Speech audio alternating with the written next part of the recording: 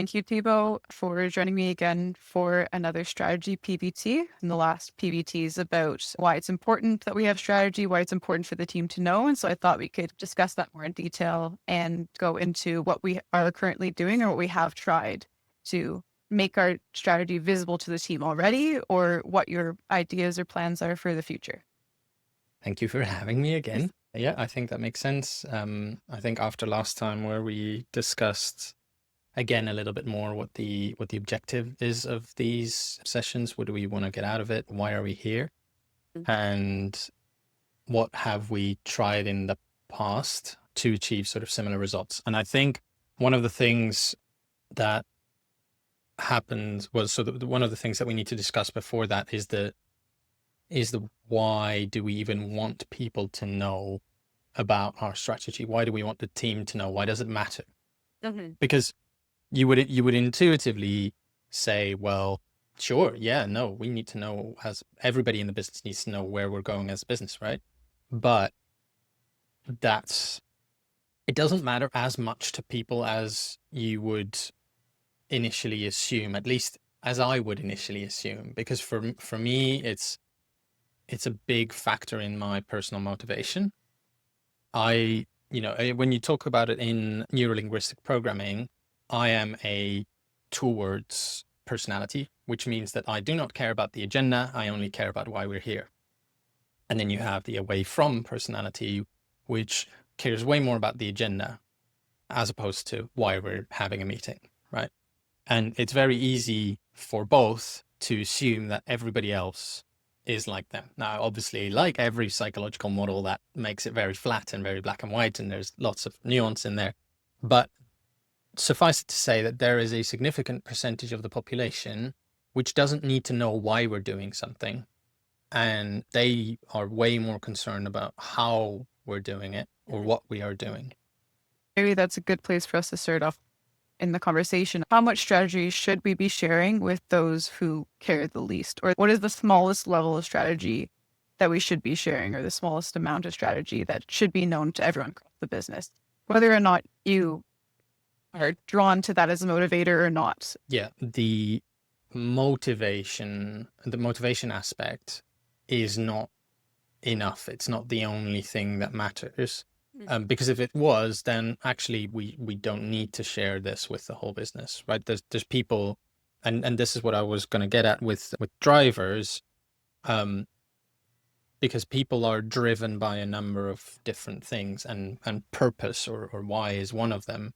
But there's, for instance, a significant percentage of people who is driven by recognition or belonging and that kind of stuff. And so being part of the team is way more important than what we're actually trying to achieve as a team. And so the whole driver aspect of it, which is why I want to know, which is why I want to go and get that information, is not the case for everyone.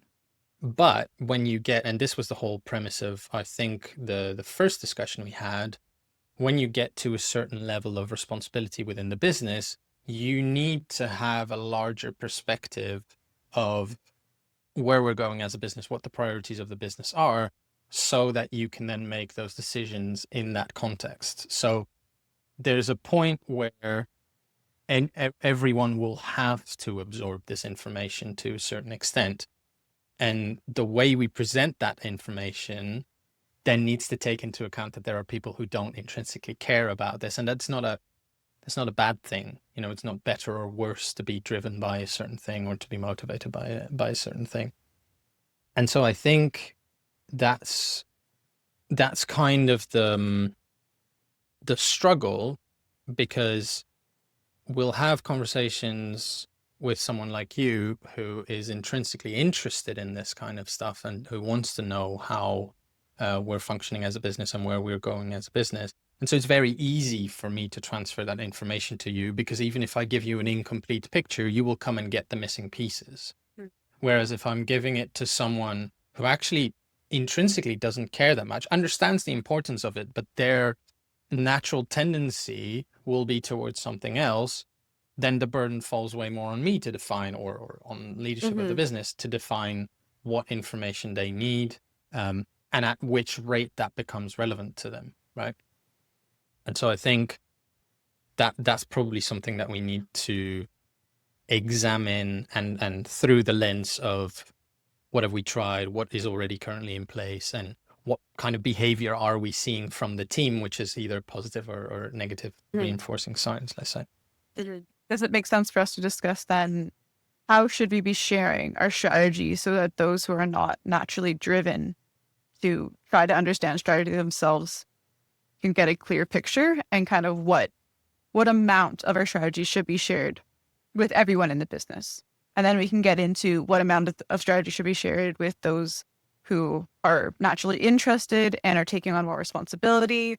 So say a me level person, and then kind of, yeah, what different things will be shared at what times, or. Yeah. So I think the way that we've historically set it up is that, as you might have already gathered, I really don't believe in imposing things top down on people. I don't think that's worse. That works. It's one of the worst motivators that there is, right? And you were asking about client-facing strategy before we jumped into this, and I think that's one of the things that translates from internal to external is when we design a piece of software, I want the user to want to use it. I don't want them to use it because they've been told to use it. That's the worst thing you can do. They'll stop using it as soon as they can. And so for me, the information that I give to people in the business needs to be information that is actionable for them. And so the approach that has been taken so far is to break the strategy down to a level where it becomes relevant to each individual member of the team again. And it's then maybe not as visibly linked to those higher level principles, but it is the sort of level 3, level 4 down granularity from that applied to the short term, applied to their domain, and applied to specific projects that they're working on. And so the discussions for roadmap prioritization, which for some people happens on a semi-regular basis on their specific roadmap, and for other people, they don't really have a say in it because they're not required to have that broader perspective. But when you go from organizing your own sprint to having a say in organizing your own roadmap, so, at least a month ahead of time, what are the priorities?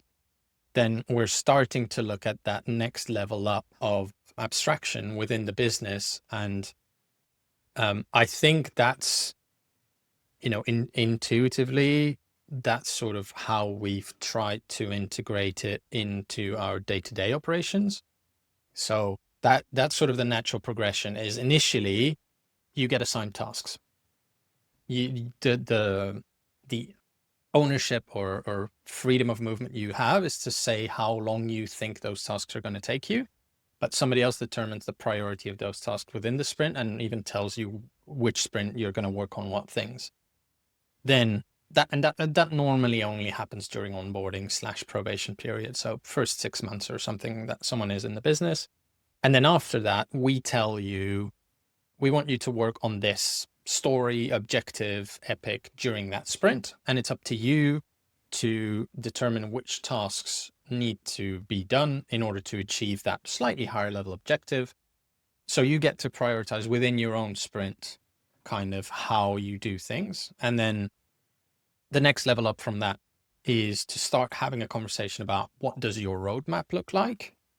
And when we start having that conversation about what does your roadmap look like, we also start having a conversation about, well, should you maybe be joining the try meeting, which is our leadership / strategy meeting, because that helps you get a better grasp of where your lines in the roadmap interact with other lines in the roadmap from someone else and potentially cause conflicts, and how can we organize that in the way that is beneficial to the business and every single individual in the business as well. And the next level up from that, which we've only had a few occasions of so far, has traditionally always been on the product side of things, because it's only very recently that there is a second person who is not product, is that they then take ownership of a whole product, and they are taking ownership of the roadmap for that product. So instead of me coming in and prioritizing with them the different elements that are in their roadmap, they will come to me and say, I need this in the roadmap. And here are the chunks that I need from the roadmap and the people that I need in the roadmap. And so we're taking it sort of to that next level of abstraction up. And even at that level, you don't really need to have the high level values and principles to be able to make those tactical or strategic decisions as a business, right? So it's, when I have those discussions with people, I will consciously or unconsciously apply those principles in my decisions with them, but I'll not verbalize them, right? Because it's not really relevant to the person sitting there necessarily. So just adds fluff, just adds extra noise to the conversation. And I think that's kind of where now the gap is for me. And some of the stuff that we've discussed before in terms of those principles and those values being a way for the team to hold me and Stuart accountable or to hold leadership accountable. I think that's a good idea. But, things that we've tried in the past to give a little bit broader perspective of the strategy is we've done workshops, which were either directed at what do we want to do with our money? So if we have excess money, what is the priority of the business to spend that money on? Which was directed at marketing or branding. What image do we want to send out into the world? How do our values get translated internally and externally? Internal resource allocation. So if we have spare time, what do we want to spend that time on? And how do we decide what we want to spend that time on? I think off the top of my head, those are sort of the three main ones, but there will be other examples. And the reality is that in practice, I am almost exclusively the person driving this. If people are not put in a room and said, now we're going to work on this, or now we're going to discuss this, there's not really anyone who's coming to ask for that information from me. And so if I don't feel like there's a desire from the team to know that, and, for context, we come from a place where every time I would request a meeting with the team, I'd get 4 devs moaning at me because they thought it was a waste of time. So I'm very wary of putting meetings in the agenda that don't feel absolutely useful to everyone. Mm-hmm. So when I don't get positive signs from the team that they're interested and that they're engaged in that kind of stuff, then I'm going to put it in my pile of, do I want to impose this on the team or do I not? Do I want to grind through or not? And so like the team building stuff, I know we need that. I know we want that. If people complain, I don't care. We're going to keep doing it. But I only have a limited amount of those things that I can do before it starts really grinding people down in terms of their frustration. So I think that's kind of where the gap is, where maybe the level of abstraction of strategy is too remote from the driving factors for the majority of the team, but I haven't found a way to link it to their individual drivers in a way that they will actually engage with those higher level principles and those higher level strategies without getting frustrated, without getting bored, etc. So I think like in a very brief nutshell, that's kind of where we're at. So you feel like you have a good understanding of the reasons why we do everything. That's a big driver for like the large scale vision and the large scale reasons behind why we prioritize or why we work on certain things in the business. You're saying the gap is how do I translate that into information people know so that they are not frustrated, or so that they are less frustrated, or at least have a better understanding as to why we are prioritizing different things? No, the frustration part comes from throwing information at them that is not relevant, that is not actionable. So if in the where are we going meeting, or even in whatever, a monthly strategy meeting, or worse, if we talked about it every sprint planning, if I were to say we're going to prioritize these things because they are aligned with the fact that we want to increase the amount of fun in the world and level the playing field for everyone. If I do that once, people will be like, oh, interesting. If I do that 10 times, everybody will be like, yeah, okay, cool. I know now. So it's striking that balance of giving them that information in a way that they will remember it and they will have tangible examples of how to apply it without them tuning out of me talking about it because it's not relevant enough. So for me, a good example is I feel like sort of the aha moment that you had either last week or the conversation before, where we were talking about, well, what do we want to prioritize? And actually, we're going to prioritize fun over professionalizing the business. That's not exactly true, but you know, and so you were able to say, oh, actually, now I understand why some of the documentation and some of the processes are a lower priority than I thought they were. And so, you know, those kind of things for me are implicit when I tell you, let's tone it down on the documentation. Let's make sure that the team has the capacity to absorb the changes that we're throwing at them. Yes, this is going to improve the way we work, but it's going to improve it in a marginal way, and it's going to eat up people's capacity to do other stuff.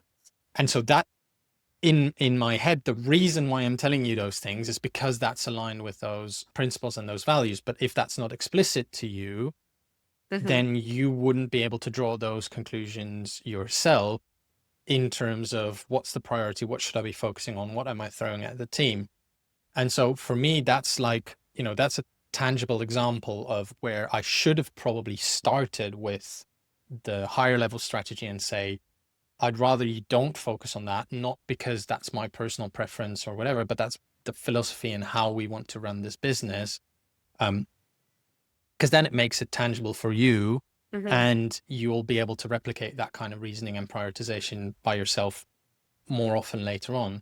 But because I'm in the mindset of I'm just going to break it down into those practical, tangible things without necessarily talking about the reasoning because it's not necessarily relevant, then that kind of gets lost, and I'm actually robbing you of the opportunity of becoming more autonomous and making more of those decisions that are aligned with the values of the business. And so I think there will be, you know, that's just the first example that came to mind, but I'm sure there'll be examples for everybody in the team where actually it's an opportunity for them to understand how we are applying those principles and to make them come alive for them to be useful, right? Because if I don't know what to do, I have two choices, and that is a way to distinguish between those two choices, then it's a useful tool. It's something that actually helps me in my day to day. Would that be that part of onboarding would be discussing with the new hire what our strategy is and kind of the higher overviews of big principles of why we do certain things, and then sharing with them what that means specifically for their role or for their domains. So saying that we are experimenting, and like experimentation and innovation is a large driver for what we do. We prioritize fun over perfection. But if we share kind of like, I'm thinking our communication style, or like kind of sharing all of those, and then sharing, okay, for you, Isabel specifically, what that looks like is that our documentations need to continually be updated because of how much changes on a kind of weekly or monthly basis. But also that means that I am not expecting you to be not having spelling mistakes or not having everything perfect at all times, because I think sometimes that's where at least I personally can get lost, is where you'll say, oh, that shouldn't take you as long. And then I'm like, Yeah. but then what parts am I not doing then if it's going to take me less time? And again, I know everyone's different, but for me, I would say that wanting to do a good job, and not a good job based on just what I think is a good job, that definitely is my own motivation. Sometimes when I like to see something I've done well personally, I'm like, wow, that's nice. But doing a good job to the standard that the business wants me to do, and understanding, well, what is expected of me so I can execute on that, really decreases my stress as well. And so I think that would be a possibly what part would be great to translate to the team is, and especially because we're a smaller business and we're a lot more based on everyone has kind of not one specific domain, but many domains in which they work in, has many overlapping roles. And so I think maybe that would be best if it was translated maybe based on domains, but with a larger part of the team saying, hey, everyone who works on documentation, this is what we're looking for. Or, hey, everyone who's doing development of a specific Yeah, product. yeah. I think that's a really good idea, is to, if we have these 3 or 4 principles, to say how would those principles impact decision making in my domain. And so saying, leveling the playing field, like leveling and raising the playing field in documentation, for me means that you spend more time on making it succinct than exhaustive, because a lot of people don't like reading documentation. Mm-hmm. And so the longer text is, the less likely people are actually going to read it, and the more likely they're going to get called out because they made a mistake. And that's, to me, that's one of the things that the documentation should do. And there's obviously a very easy way of saying, well, how do we increase the fun in documentation? You can add illustrations, emojis, jokes, that kind of stuff, which again make it more engaging for people to read that documentation. And so you're maybe spending less time on making it, again, exhaustive and perfect, and more time on actually making people want to engage with it because they had a positive experience in the past. And I think we can quite easily, if we're investing heavily now into those domains and trying to make those an actual tool that people want to use, because it's involved in the compensation, because it's a more practical and descriptive way for them to understand what their responsibilities are. And then if we give them examples of, well, how can I prioritize? How can I make decisions? How can I progress within those roles? I think that probably makes sense. I think it would also, that'd be slightly different, but I think it also would be good for it to be explained or to be understood that if you are following these certain principles, when you are allowed to make decisions or kind of change some of the important principles of a specific area. So if we're going back to documentation, so say from my onboarding or from me understanding is that docs shouldn't be exhaustive and they should be prioritizing presenting information quickly to somebody than presenting it detailed. But then I get a lot of feedback from the team that, hey, we'd like more detail to the documentation. I think it would also be good for me to, or for anyone to understand when to prioritize those conflicting principles, or when do I have the authority of, or the ability to influence the strategy in that way, where I say, yes, like it's important for us to make it simple, but currently it's too simple. And so the team is saying they would like it to have more detail. And I then, as the owner of the domain or whatever, can add that as part of the priority of the documentation based on the feedback from the team and not just from top down. I mean, I don't want to get too bogged down into this specific example, but I'd be interested. So one of the things that is very easy to happen is that people tend to not be vocal about stuff that is going well. So if you've got 9 people who are happy with something and one person who isn't, you're going to hear the one person who isn't, right? You're not going to hear the 9 people who are happy with it. Are very unlikely, unless it's like exceptional.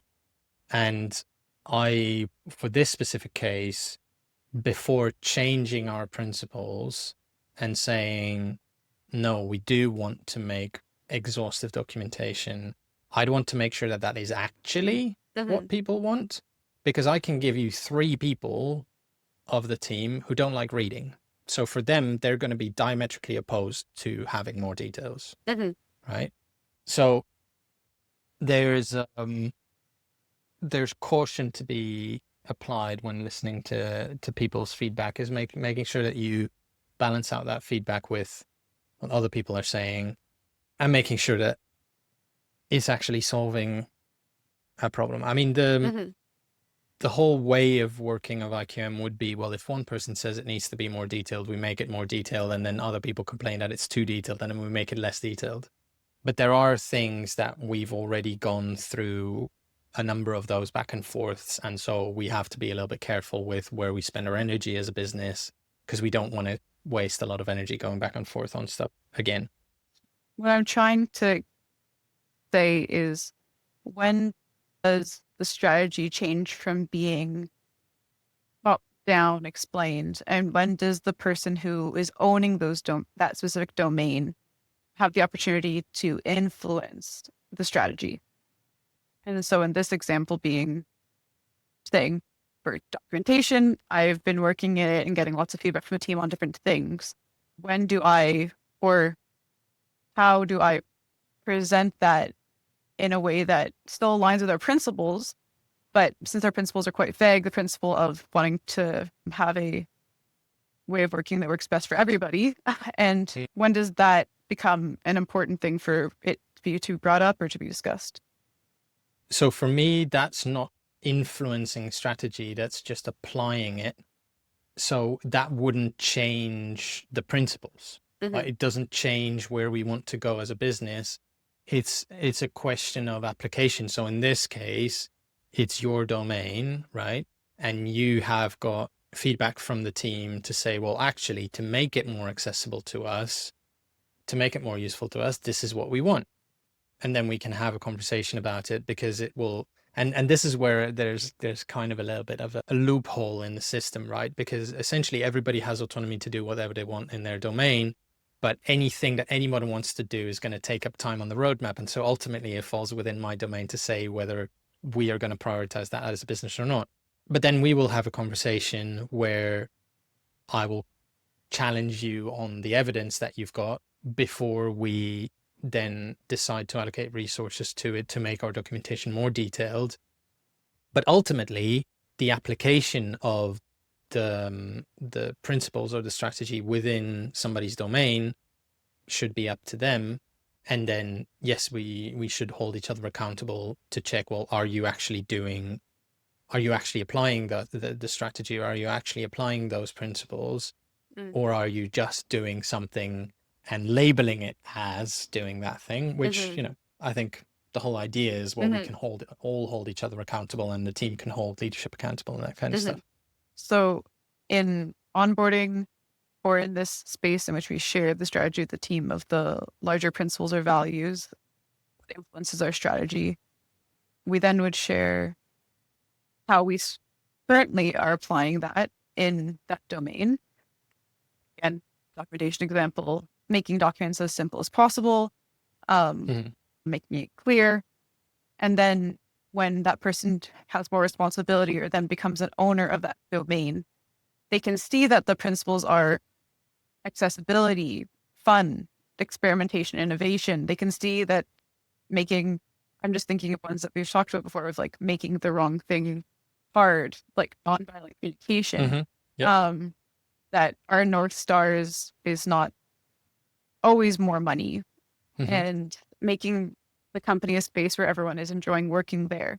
And so I then, as the owner of the domain, because I have a clear understanding of those principles, I then can come to you and be like, hey, I know that we currently execute those principles and documentation this way. I think that we would be better aligned with this specific principle, like, to make a change to the documentation. Yeah, I'm just wondering to what extent that needs to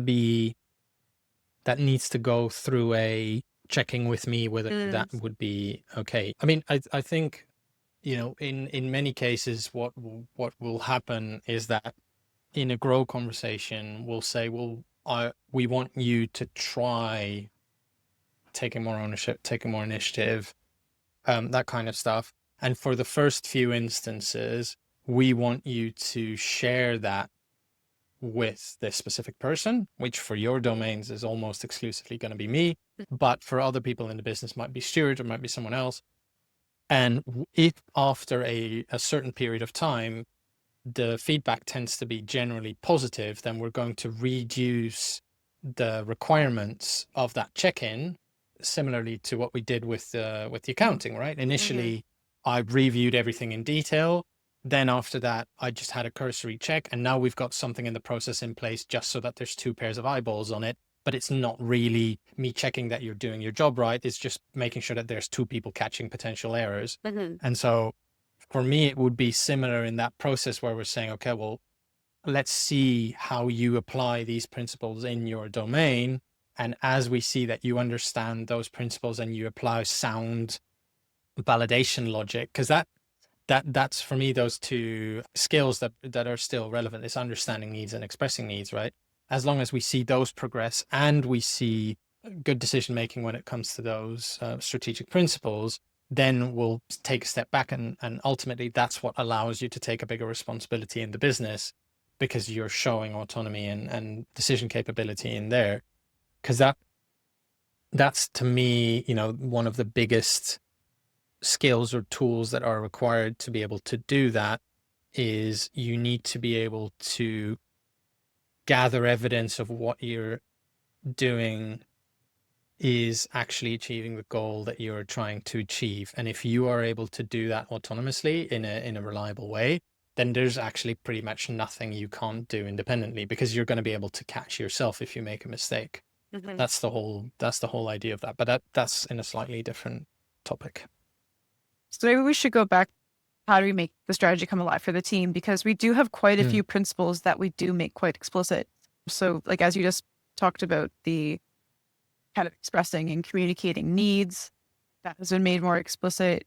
And also the good at IQM. Those are 4 of our principles that is documented, as well understood. So maybe we should just be discussing what parts of our strategy are not covered by those 2. Yeah. From my understanding of our past conversations, the ones that I feel like maybe are being expressed less explicitly to the team is the fun aspect, the reason behind our experimentation and innovation, and also the reason behind our fun and how we apply it. Because there's a difference between fun and the kind of inclusive fun that I feel like we are trying to create, which is kind of goes along with one of our good principles of accepting people as they are. But I would say how we're currently executing our strategy based on our principles or based on what is already being communicated, I think that part is the piece that's missing. So one of our good at IQM being communication, I think that's pretty well understood. But the other part of accepting people as they are, I've never really been told how we apply that currently, other than what I now can have been understanding through lots of more conversations with you, which is probably through our D&I chats, through letting people raise internal tensions and focusing on making improvements that improve something for anyone on the team, I would say, and people having more ownership over their domains and autonomy in their domains, and that being a principle that I understand now. I can see how that also kind of works in line with accept people as they are, because I see that as the importance to the business is not I complete something in a perfectly set up process, but more that I create a process that works for me within something that I have ownership of. Yeah, I mean, the accepting others as they are is really more on the identity side, right? On the human side of things. So yes, that does marginally translate into working preferences and that kind of stuff, but it's much more on an interaction, like human interaction level, and the diversity and inclusion side of things.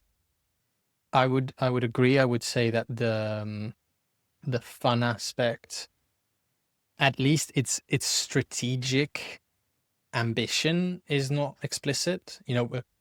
People intuitively, well, not intuitively, like explicitly know that we make an effort to have fun, but I don't think it's clear to people that it's actually part of the plan. It feels more Yes. like it's Yeah. just a personal preference because of my sense of humor, because Stuart's sense of humor, and our preference in the workplace and that kind of stuff. The experimentation side, yep, again, I think I agree that can be, the reason for that can be made a little bit more explicit at the higher level. I think probably money as a tool is, well, first of all, it's not relevant to everyone in the business, right? But knowing that opens up possibilities, right? Because I know that talking about money is hard for everyone, and people tend to be reluctant to suggest changes that are going to cost the business money. Prime example was with our sysadmin, where we had a conversation, I think a month ago or something, where it turns out he would have preferred to go with a different option for monitoring and logging of our systems, but it was slightly more expensive than the current option, so he didn't even bring it up, and it was causing him loads of tension and struggles because it was using Linux rather than Windows. And I said, well, why, you're the one who's going to have to interact with it most. Why don't you just get the Windows one? And the switch of mentality of saying, well, actually, we can use money to make our lives easier, I think opens up possibilities for people, whether it's on a purely operational side, whether it's for personal development, for your home setup. One example was, well, if we need to get you a new mic, we need to get you a new mic. Like, that's not a problem. So I think that's something that's probably not on people's radar at all, especially because we come from a history where we were, as Stuart liked to say, time rich, cash poor, where now we're kind of in the opposite situation. We're cash rich, time poor. And the last one of, raising the playing field for everyone, creating an equal playing field and raising the playing field for everyone. I think that's also something that isn't explicitly part of what we talk about. It's kind of understood that, helping each other as humans is a nice thing to do, but it's not really, that's probably the element that I would say has a link with the accept others as they are, right? But it's not as explicit, and it probably can be made more explicit. And I think, those are all relatively easy things to do, and then make them come alive more by putting them in the domains and making an active effort in the discussion. So it helps for me to have good at IQM, because when I'm having an individual discussion with people, I can say, well, this is own your domain, this is improve what's around you, this is very clear communication. And so I bring it up more as examples. And I think having more crystallized, more well-defined principles and their application means that I will then also be able to bring them up more, or people can question them more, right? Yeah. I'm thinking of it being not really touching much of good at IQM, other than maybe providing a few more practical examples in there of ways that people have used it or applied it before that have been successful, but having a separate here of the principles of IQM, because the good at IQM is more like, what does it mean to be a good employee, a good team member? But having a principles of IQM and saying that we use money as a tool, but then expressing in that, what does that mean for any individual member of the team? And what it sounds like to me now is that looks like if spending more money would reduce attention in you, it's worth bringing up to leadership, which someone might not understand from just reading money as a tool. Because if I read that, I could still think, oh, okay, but like all the money to talk and all the money thoughts are still just for the leadership team, just for Thibaut, and not something I should think about. And I have no idea how to interact with that principle. Yeah, no, and exactly. And, I think there's lots of small examples of how each of these principles can be applied at every level for everyone in the team. The money one is a very simple one, right? If there is something that can increase your productivity, reduce your stress, or indeed solve another tension that you have, then it's at least worth having a discussion about. I think that then what way does that work into kind of what you've brought up before about individual team members being able to hold the leadership accountable to IQM's principles? When would that come up, say, in this money conversation? So a team member has brought up to you that they feel like this new account would reduce tension, increase productivity, and reduce stress for them. And you turn it down when, What do you mean by or new account? say like a new software, something that they would Yeah. use in their domain that they feel like would increase their productivity and reduce stress. And they bring that up, and then they learn that that costs too much money. How do they then Yeah. interact with you of, does that make sense based on the principles that they understand?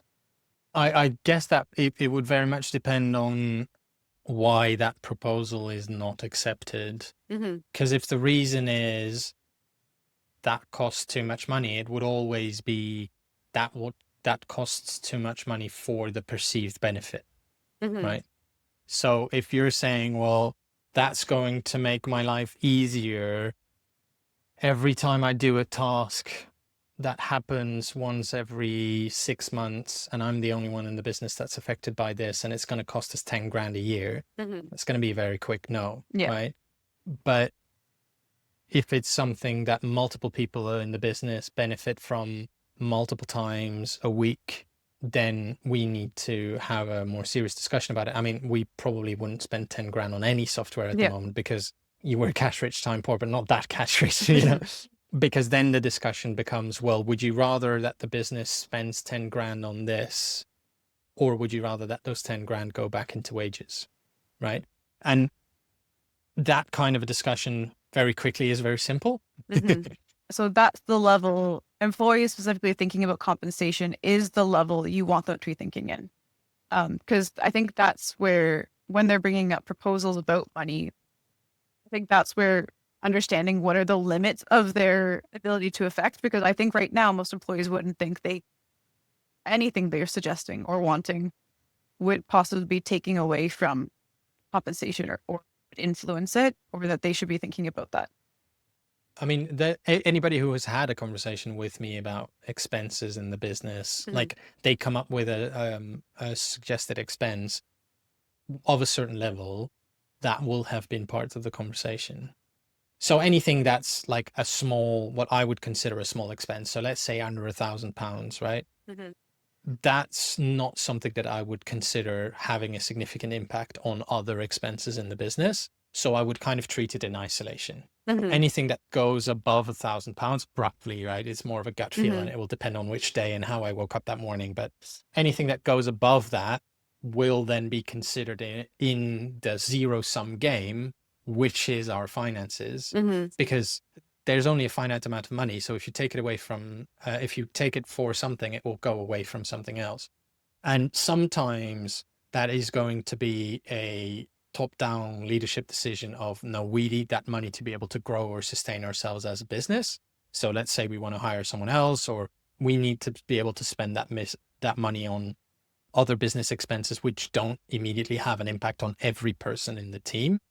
But beyond that, beyond those decisions of we need that money as an investment on a strategic level, essentially what's left is kind of up for anybody to make a suggestion on.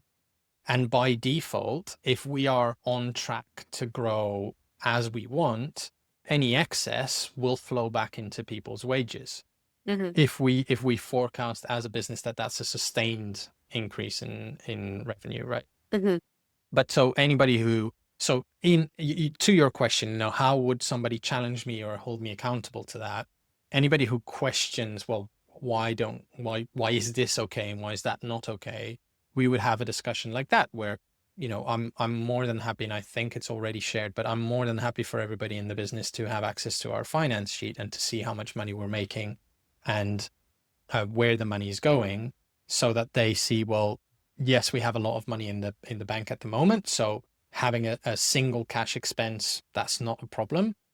Increasing our recurring expenditure, that will get matched against what our expected recurring income is, which at the moment is about break even. So there's not a lot of wiggle room there, right? And so that discussion of, well, if we're taking that money and putting it into this 10 grand of software license, is not going to go into your wages. And if the whole team is at the moment, and I would love to get to that position, right? But if the whole team is comfortable with their level of income, where they say, actually, a significant quality of life improvement as a team for us is worth 10 grand, then we're going to chuck 10 grand at that quality of life improvement. There's a few things that you mentioned that I kind of wanted to speak on, but I think the first one was that I feel like you pretty quickly summed up what was a worthwhile thing for them to bring up, and that was under £1,000 per year. And so maybe that's what needs to be explicitly shared with the team, is that if something costs under £1,000 per year, and it would decrease attention within you or increase productivity within your domain, we want to hear you out. If it's something that costs more than that, that'll be a longer discussion. I think there's just sometimes in those conversations, you easily say what is the one thing I think the team would want to know, which is, I think that would be well communicated to them. And then maybe that is something that is discussed yearly of like, how much money do we have to put towards innovation or experimentation? And maybe it's not a finite, any idea under £1,000, but for the development team, we have 2,000 we're putting towards innovation this year, or because I feel like that doesn't follow the principles in the same way, but I don't want to do budgets. Budgets are terrible. Okay. So I think, again, great to tell the team, because they might be feeling like they're waiting on a budget if they're used to a different structure. Sure. And so them hearing that actually like money is a tool, we want to use it when we have it. A lot of our decisions are influenced by our financial position, but we always want to put ourselves in a place that is prioritizing stable jobs and a comfortable compensation. We also want you to be bringing up when there are any tensions within your domains or in the work you're doing that you feel like could be improved through less than £1,000 worth. Yeah. Okay. I think, I'm gonna, I had the item in the roadmap that I have to review the compensation matrix and the domains and all its associated stuff is kind of growing and growing in scope, but that's fine. And I think the fact that as part of this process, you're reviewing these conversations probably 3-4 times in the process of editing them, and I'm reviewing them at least once or twice. So unlikely that any of this will get lost somewhere. And so I think, like I said, I think this is a good format to be discussing these kind of things. One, because it forces me to put to make my thoughts concrete, stuff that I'm sort of doing intuitively and implicitly. And then two, the fact that we are both reprocessing it and then potentially rediscussing it, stuff that we've looked at 4 weeks ago might come up now again because we've both just looked at it and it's fresh in our minds again. So yeah. Or I get to review what you've said and realize that I didn't pick up on something in my, and then I'm like, oh wait, I had a way better idea of a question to ask based off of what you said than what I said in the meeting. Good. All right. Well, I think that's about time, isn't it?